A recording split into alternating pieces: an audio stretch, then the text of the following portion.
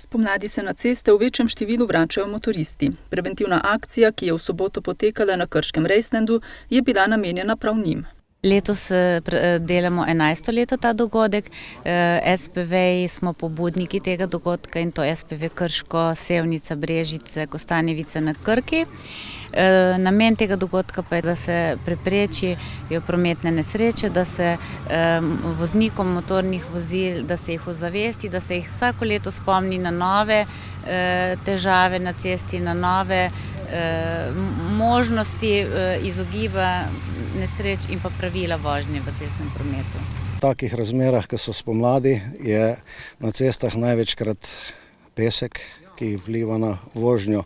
Največkrat je to v zavojih, ovinkih, predvsem v desnih ovinkih, kjer vozniki osebnih avtomobil povozijo tisto bankino, tudi težja vozila, ker so večja, zapeljejo z desnimi kolesi in pesek preleti na sredino vozišča.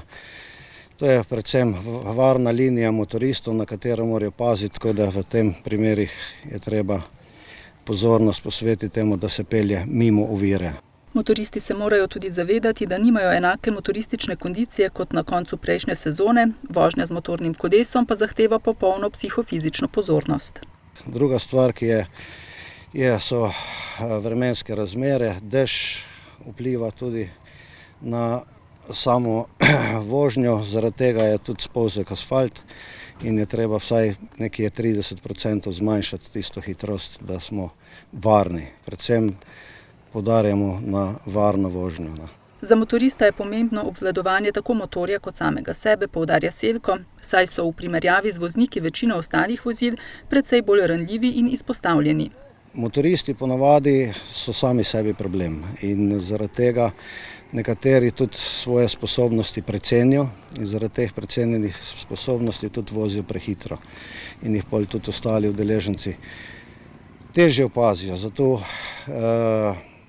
je treba predvsem voziti previdno. Motoristi so majhna točka, hitro vozijo in zato jih vozniki osebnih avtomobilov ali pa drugi udeleženci hitro spregledajo. Vsebina letošnje akcije je zajemala predavanje inštruktorjev s praktičnimi prikazi, spretnostno vožnjo na podigonu in korekcijsko na pisti. Zdaj, mi smo priredili že to 11. leto. Ponavadi pridejo že tisti, ki so večkrat bili, tako da obnovijo sploh na začetku sezone svoje fizične sposobnosti, ker smo pač dolgo časa odsotni od tega.